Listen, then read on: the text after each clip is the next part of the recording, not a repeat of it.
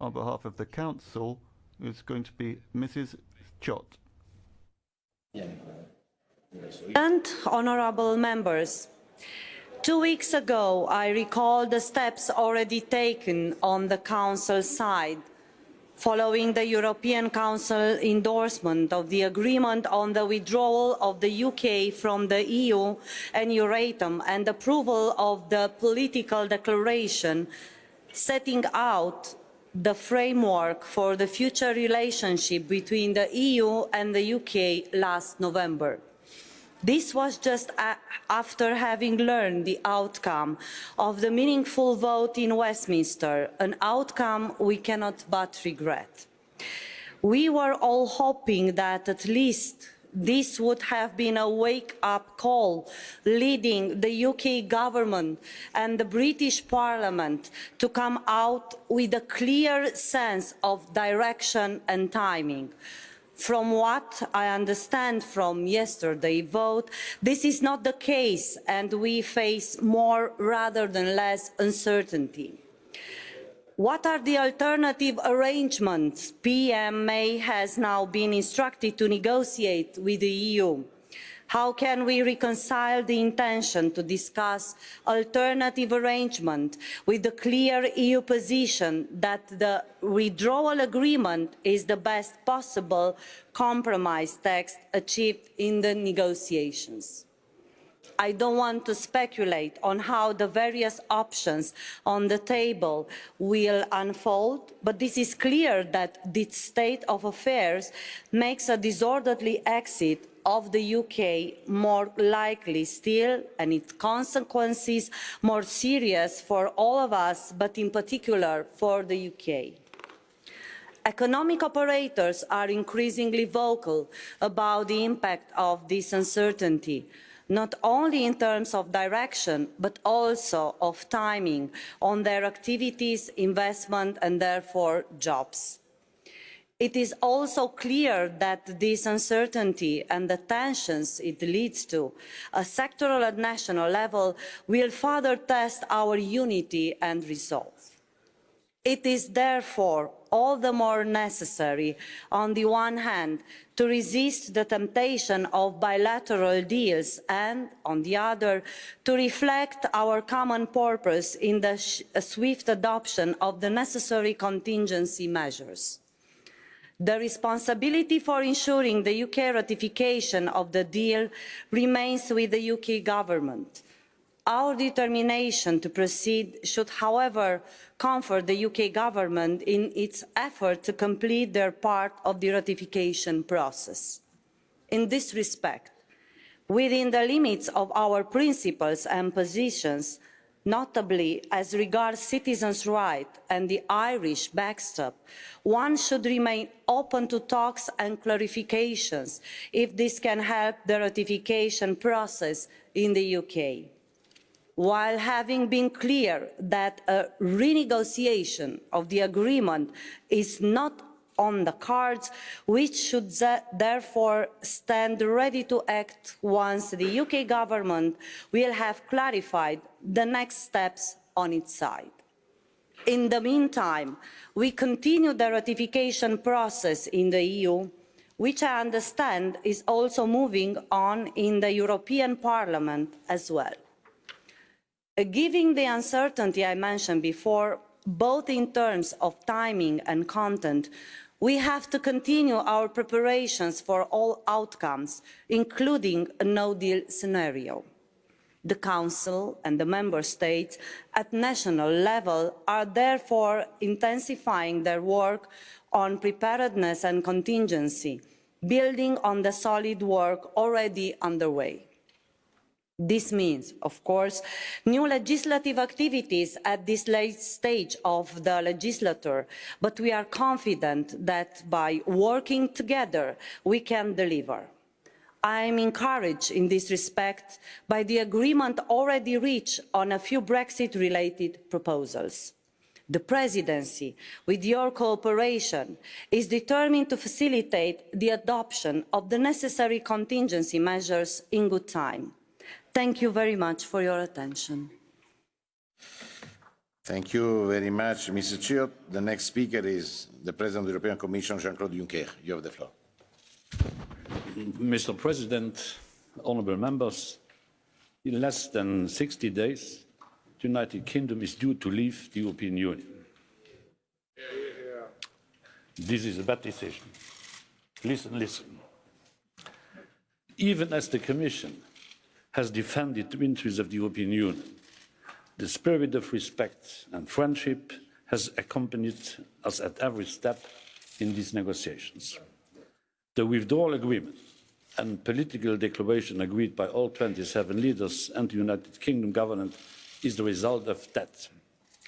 The withdrawal agreement remains the best and only deal possible. The European Union said so in November. We said so in December. We said so after the first meaningful vote in the Commons in January. The debate and votes in the House of Commons yesterday do not change that. The withdrawal agreement will not be renegotiated. Both sides have said loud and clear that there can be no return to a hard border on the island of Ireland. No slipping back into darker times past. I believe the Prime Minister's personal commitment on this point, but I believe also that we need a safety net that secures us against this risk. We have no incentive nor desire to use the safety net, but at the same time, no safety net can ever truly be safe if it can just be removed at any time. Sometimes, from time to time, I have the impression that some hope that the 26 other countries will abandon the backstop, and so Ireland at the last minute. But this is not a game, and neither is it a simple bilateral issue. It goes to the heart of what being a member of the European Union means.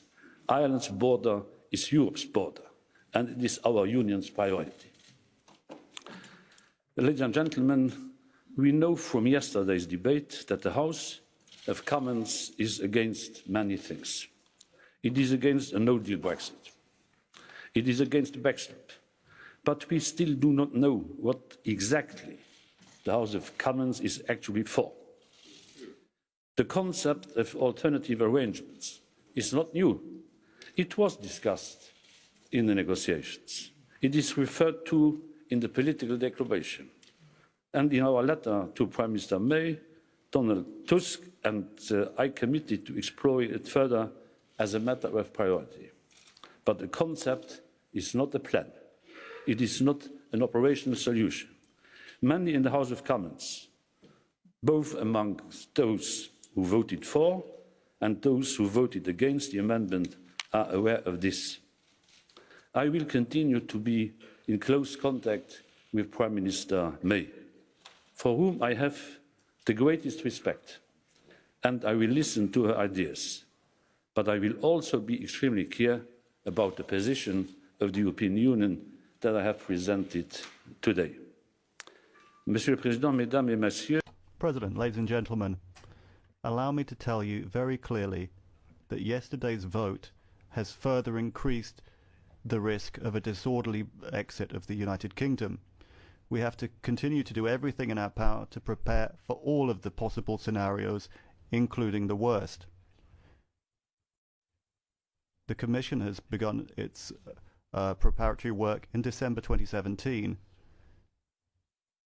and in close cooperation with the Parliament, we have accelerated our preparations. We have been sending teams to every capital city to ensure that each member state is ready. The Commission will provide full support to this work and has done since the beginning. We have had 88 notifications about the consequences of Brexit in different sectors. We have made proposals on specific areas such as Erasmus, social security, and the budget of the European Union. We are presenting these today. I would like to take this opportunity to thank all of the members of the European Parliament to ensure that we can get a rapid agreement on these proposals as well as on all of the other urgent files that are in the pipeline. It's important that the European Union remains calm, united and determined, as it has been throughout this process. In this work, we have to follow a golden rule. We have to follow the results of the agreement and of the political declaration. I'm still an optimist by nature and a believer in democratic institutions by conviction. This leads me to believe that there can and will be agreement with the United Kingdom so that we can move on and move forward together with our new partnership. We will work day and night to make it happen and to ensure that we are ready in case it does not. Whichever way, I will always ensure that this House is the first to know and the last to decide. Thank you.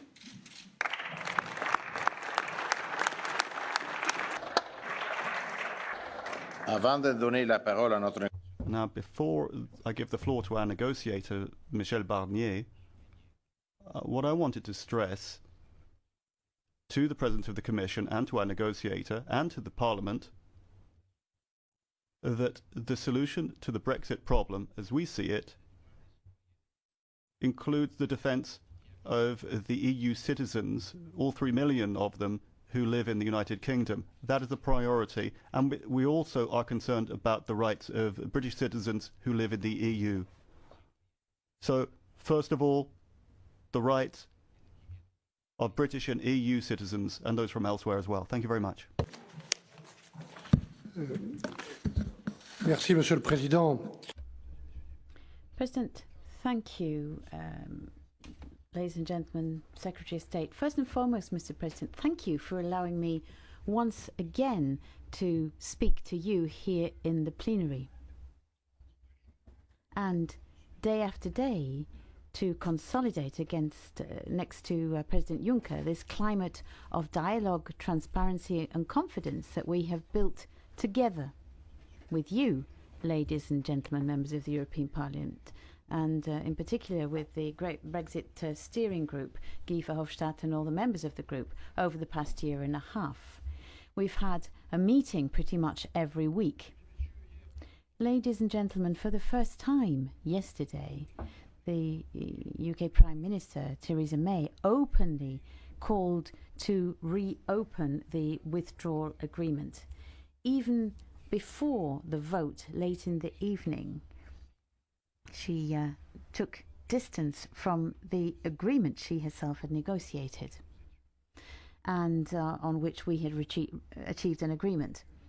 The UK government then explicitly supported the amendment entered by Sir Graham Brady, calling for the backstop to be replaced. That was planned under the Irish protocol, and to have that replaced by alternative arrangements, which were never actually defined.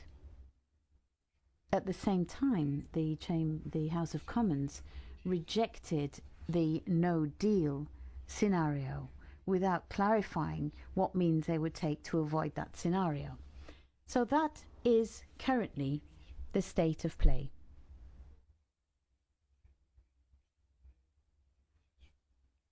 In terms of this extraordinary and lengthy negotiation, which, well, because I was in the front line and under the authority of President Juncker, President Tusk and yourself, it was very serious.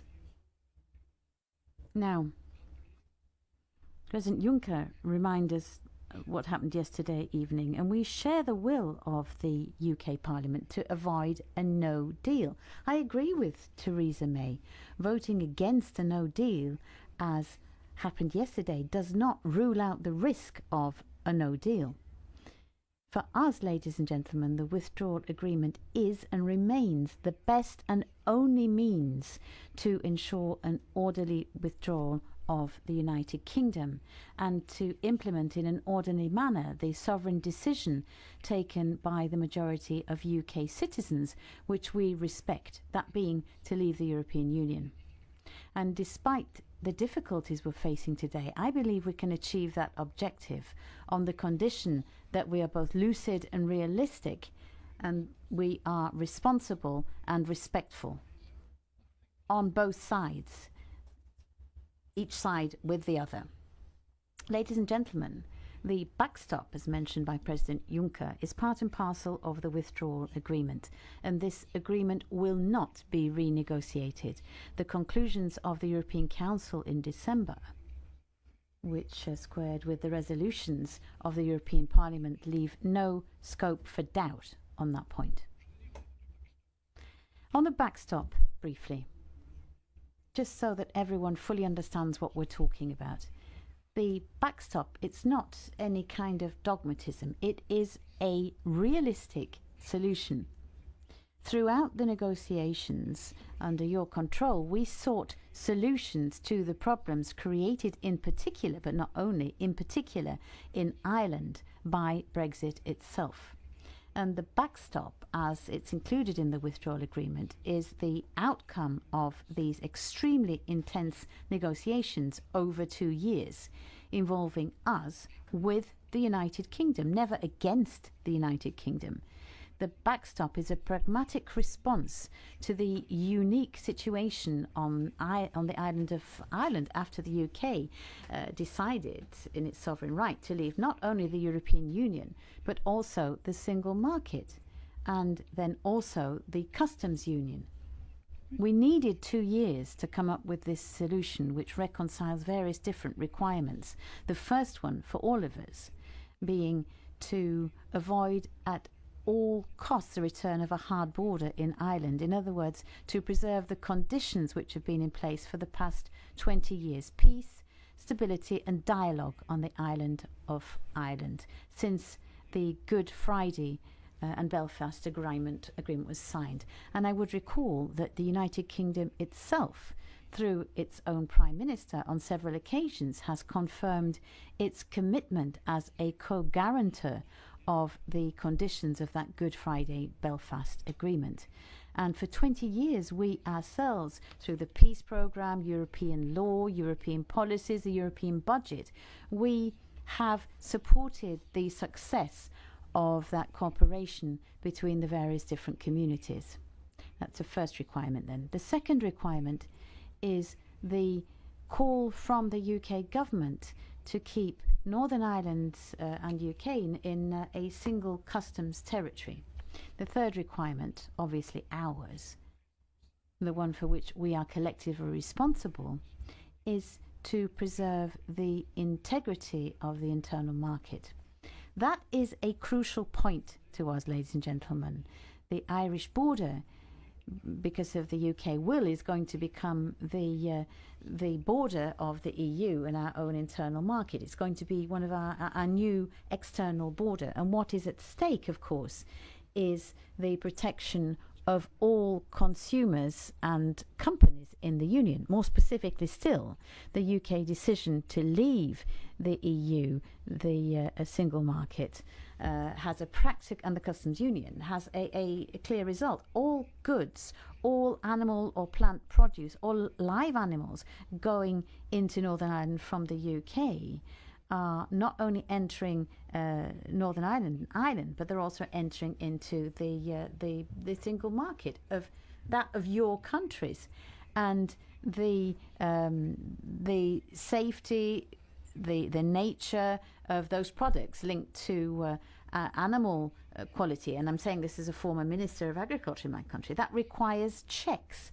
And those checks are implemented on all of our external borders, all around the EU. Health checks, fiscal checks, veterinary checks, and regulatory checks. And we owe that protection to the 500 million consumers and with the UK now, and the 22 million companies. We owe that protection to all of those who are in the internal market. For those people now calling to get rid of the backstop, there are members of the UK Parliament, and I heard some of them saying this morning, and they negotiated with us.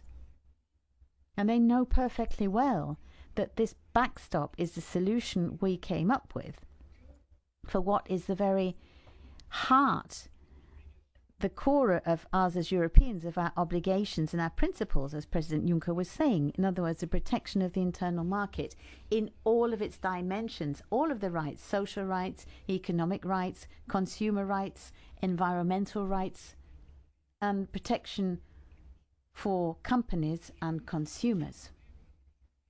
So when I hear to some people who were even part and parcel of the negotiations, when I hear them saying what they're saying, it's tough. I find it hard to accept this blame game that they're trying to play against us.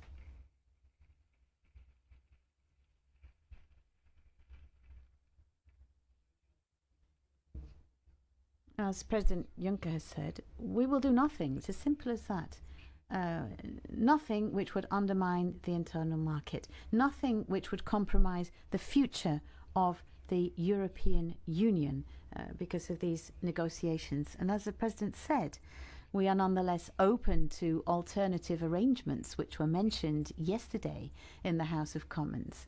The Irish Protocol and the political declaration mentioned that, and the letter from President Juncker made that a priority for future negotiations. We're ready to work on that as soon as the withdrawal agreement is signed. But right here and now, quite honestly, no one, neither on one side nor on the other, can say very clearly and precisely what form these alternative arrangements will take, so that they can be operational and so that they can objectively meet the aims of the backstop. So once again, calmly but clearly, I will say, right here and now, with this withdrawal agreement as proposed for ratification, we need this backstop as it is. Ladies and gentlemen, rejecting the backstop as it stands today boils down basically to rejecting the solution which was found with the British. But the problem remains, as I've already described it for you. And on that point, going beyond the alternative arrangements I mentioned, the European Council and the European Parliament on several occasions have already clearly rejected the idea of having a limit in time or leaving unilaterally the backstop, because that would undermine the very idea of the backstop. It's an assurance. We don't want to use it. Well, it's your own insurance for your house or your apartment or whatever. We don't want to use it, but it will be there if we need that insurance. Finally, the withdrawal agreement we're talking about, that you're very familiar with, goes well beyond the question of Ireland. This agreement ensures the rights of more than 4.5 million citizens. President Tajani, you talked about the priority of the Parliament. It's ours as well. And whatever happens, that priority to secure the rights of citizens, our compatriots, 3.5 of them living in the UK from our different countries, of course, and the rights of 1.5 million UK citizens in our countries. Securing those rights is our priority. We have to protect the beneficiaries, all of them, of the European budget in the 28 countries. The commitments we entered into with 28 have to be respected by 28. A 21-month transition period, in the course of which administrations and companies on both sides will be able to prepare themselves for this future relationship. And that will give us a time, not long, it will be very demanding, but that will give us a time to negotiate the future relationship in a new stage of the negotiations. So this agreement is the necessary first step to build confidence between the United Kingdom, which will remain an ally, a partner, a friendly country, and the European Union. A real, solid, ambitious partnership. And I would just like to add that in respect to this future relationship, the Europeans are ready and will continue to be ready over coming days to be more ambitious and to rework the nature and intensity of our future relations, economic relations in particular. And you know, ladies and gentlemen, that there are several models for economic cooperation with third countries. Each of these models obviously has its own balance of rights and obligations, but there are many different models. If the UK demand were to evolve beyond a simple free trade agreement on which we agreed in the political declaration, and they move towards one or the other of these models, we will be ready to discuss that immediately and express our own ambitions in the face of the UK ambitions. We've said that already, as you have in your resolutions, as has the European Council. I mentioned lucidity beforehand and realism, as you did, Madam Secretary of State. It's less than 60 days now to when the UK is going to leave, but we don't have a positive majority now in the House of Commons on an clearly identified solution accepted by the UK. And as President Juncker said, it is therefore urgent that we should be prepared for all scenarios, and we should bring in all contingency measures which are more essential than ever. And that's what the Secretary General has been called upon to do by President Juncker, who's working with you and all of your teams. Thank you very much for your attention and for your confidence.